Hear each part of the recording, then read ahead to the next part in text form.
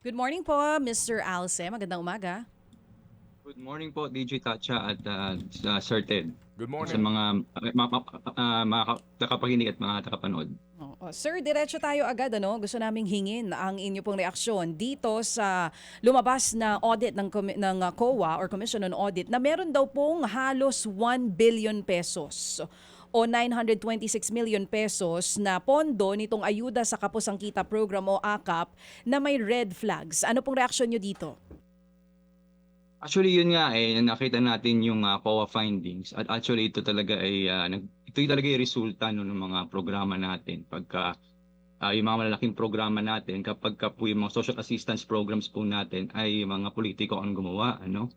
At actually, isa pang punto doon ay dapat actually nga na bankroll actually dapat yan dun sa listahanan program kung talagang ano. Pero yun nga po, dahil nga nagkaroon ng mga ineligible beneficiaries, double payments, ganyan, makikita po talaga yung problema sa sistema kapag ka po hindi talaga siya na-vet, hindi na pag-aralan mabuti, hindi needs-based, no?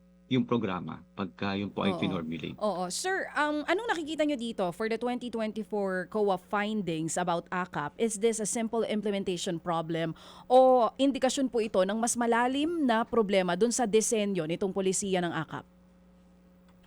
Sa amin po ay ito yung ano po, problema ng disenyo talaga. Kung konting explanation lang din po, actually, ang programa po ng DSWD halimbawa po, no, yan po ay dumadaan actually sa design phase, no, development at saka po pilot stages na pilot phases. Bago po talaga yan ay ma-implement, no, as a full-blown program. Yan po ay ginagawa ng Social Technology Bureau. Ito po, maraming nilaktawan na proseso. Yan po talaga ilikha ng Bicameral Conference Committee ng 2023 for the 2024 Mm-mm. budget, no? Mm-mm. So, yun, talagang, kumbaga, hindi siya vet, hindi nga niya tinalakay sa anumang ah, aspekto ng proseso, no, ng committee, tsaka ng plenary po sa 2024 budget, no? Bigla na lang po yung sumulpot, kumbaga, no? From the proposed to the approved budget. So, yan po, yeah, pwede natin sabihin na may implementation problem nga dahil yun yung findings ng ano. Pero yan po sa amin, para sa amin po, yan po ay indicative at sintomas din talaga na mas malawak na problema kapag po ang mga politiko ang gumagawa ng malalaking flagship programs. Oo. Sa experience po nyo mismo sa pagbabantay po dito sa mga social programs ng ating gobyerno, meron din ba na bukod sa AKAP, kapareho ng sitwasyon na may ganitong problema? Base po sa inyo pong pag-aanalisa? Actually, kung titingnan din natin yung mga nakaraan na performance audit reports no ng Pantawid Pamilyang Pilipino program ay meron din ganyang tinatawag po diyan ay exclusion inclusion errors.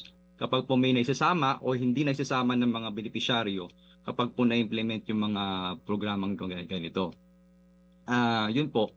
Pero kasi nga ang kaibahan nga ng AKAP po no sa Pantawid, at least yung Pantawid Pamilyang Pilipino program ay merong database yan no. Yun yung tinatawag na listahanan. Ang pangalan po, ang formal na pangalan niya ay National Household Targeting System, no.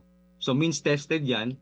So may targeting na ginagawa ang DSWD para ma-target kung sino yung mga nasa 10th income decile o yung mga nasa parang poorest of the poor, no. Kaya rin niya actually dapat ma-determine actually yung mga medyo nasa near poor o mga nasa above poverty line, no.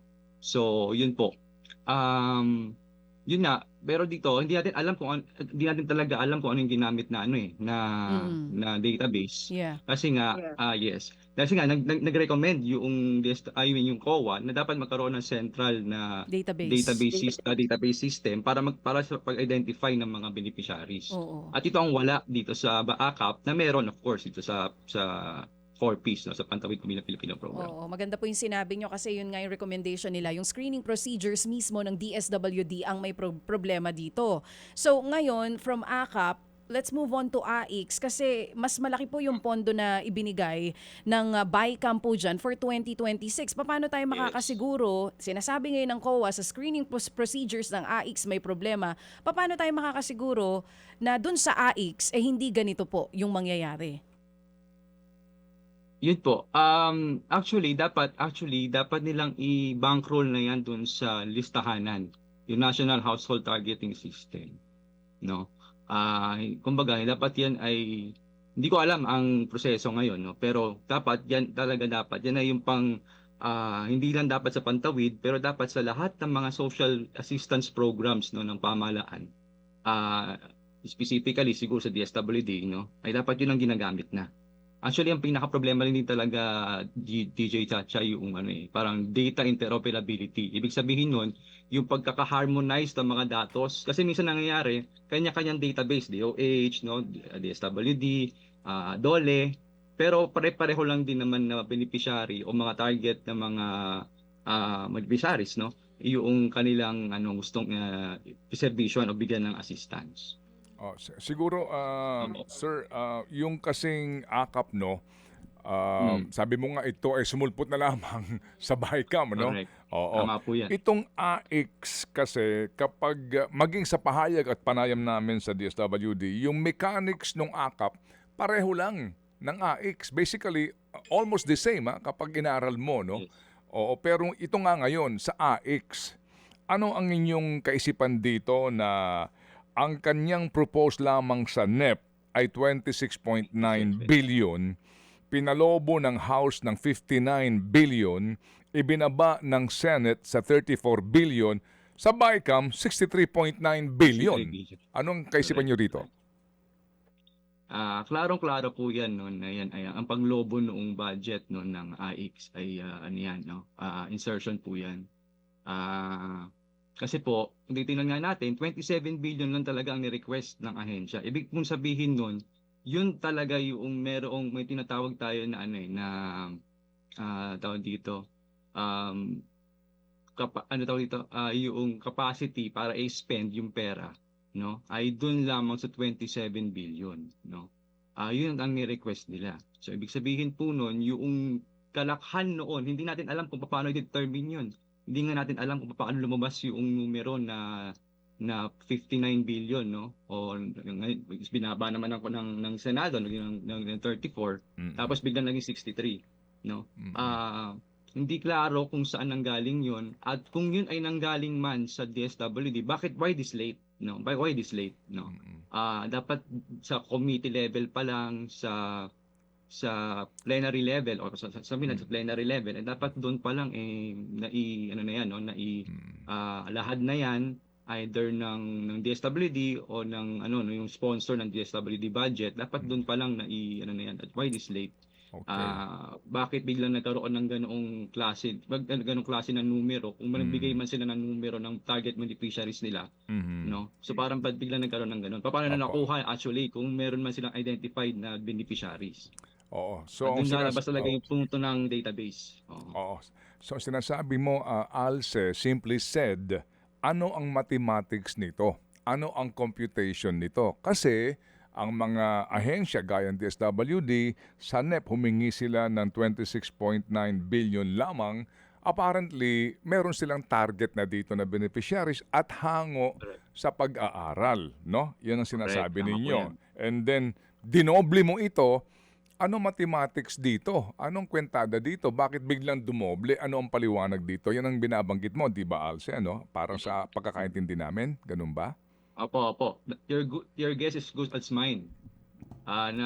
Kasi di naman nila pinaliwanag din dun sa bicameral conference committee kung paano nila na come up yung ganung increase, no, Mhm. ng budget, no, Okay. from 27 naging 63. Opo, Actually, sige. yun na, Ano ang 27 danger to dito? 59. Ano ang danger nito ngayon, Alce?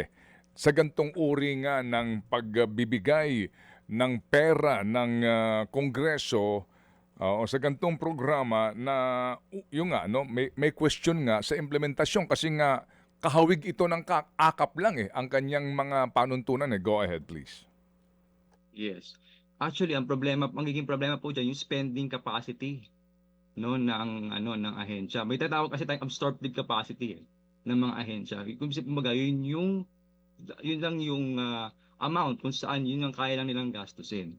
Ngayon, dahil naglagay ka ng insertion ngayon na 63 billion, syempre sa batas natin o dahil ang budget po ay batas, Mhm. i-implement talaga ng ahensya 'yan, ano? Mm. Beyond their capacity, no? Both technical and absorbed. Ibig sabihin, pati yung syempre meron silang mga registered social workers na mag-i-implement po niyan, pero malamang ay kailanganin pa nila ng additional na manpower para implement po yung ano na 'yan, no? Yung AIX na 'yan. Beyond yung kanilang initial na ni-request. Okay. Ito naman, at ito, sagarin ko na ito itong mga paayuda doon sa tupad no, ng DOLE, tulong panghanap buhay sa ating disadvantaged displaced workers. Actually sa AIX may ganun din kapag nawalan ka ng hanap buhay. Basically, meron pong kahalintulad rin na programa yung AIX para po din sa tupad. No? Magkahawig yan eh. Ang tupad po ang hinihingi sa NEP ay 12.1 billion. Itinaas ng House ng 22.1 billion. Ibinaba ng Senado sa 13 billion from the House, pero 25 billion ang ibinigay ng BICAM. Ano ang inyong bang basa dito sa tupad na naman na ito? Opo. Yun nga, parang kapareho lang din dun sa AIX, no? What is really the wisdom behind increasing that initial budget request, no, of the agency? Although syempre may tinatawag din kasi tayong tier 2 na proposal din ng mga ahensya. So maaring yun, pero kasi bakit ganito nga nang kalit? Yun ang punto po Sir Ted, kasi dapat yan tinatalakay yan sa plenaryo o sa komite kung saan nakikita ng publiko kung ano yung mga data behind the increase of the amounts, no. Pero pag yan ay sa BICAM na tapos wala namang binanggit ang either chairs, questionably kung paano na na-identify yung additional budget. Yun ang naman ang question dyan. Okay, sige. So, ito na lang, mabilis lang. Doon sa MAIF, ano ang inyong say dito sa MAIF? Itong issue ng, again, doon sa NEP, 24.2 billion lang. Sa House, naging 49. Ibinaba ng Senate sa 28, pero naging 51.6 billion. Para sa amin po dapat nakasentro dapat sa PhilHealth ang pera para po sa National Health Insurance, at dapat wala na additional pa na mga mekanismo like MAIPIF na mag-ano pa yan ng mga guarantee letters, magmanilikluhod or magmamakaawa pa yung mga kababayan natin para maka-access sa kalusugan. Gusto sana nga natin nung una ay ipa-redirect yung buong MAIPIF the budget sa PhilHealth National Health Insurance Program. Pero ngayon dahil aprobado na ng BICAM, mas mataas pa nga 51 billion, ay ang panawagan na natin diyan ay ibito na ng presidente ang MAIPIF. At yun nga po, kasi talagang dapat underfunded pa rin talaga ang PhilHealth budget, kaya binigyan na pa rin ng 16 billion.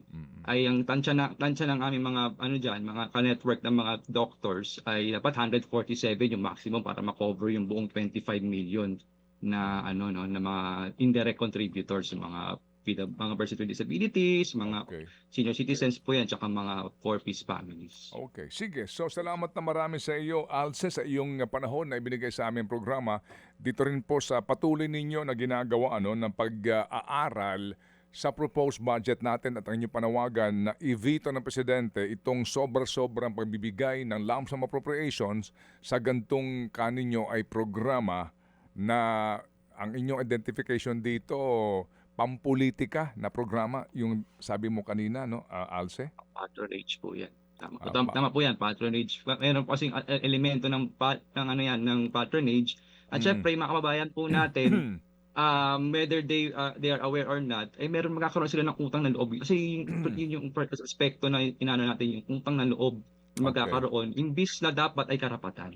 Sige. Salamat na marami muli, Alce, sa inyong grupo, Social Watch Philippines. Mabuhay at maligayang Pasko. Thank you. Maligayang Pasko rin. Thank you. Mga kapatid, brothers and sisters, saan ka pa? Dito na tayo sa totoo. Dito na tayo sa True FM. Mga kapatid, mag-subscribe and follow po kayo sa social media accounts ng True Network PH. Yan po kami, hanapin nyo lang True Network PH, Facebook, Instagram, YouTube, TikTok, and podcast. mapa Apple or Spotify man yan, mahahanap nyo kami. Lahat ng mga napapanood at napapakinggan nyo po sa programa, nasa social media accounts namin yan. So paano mga kapatid? See you sa social media!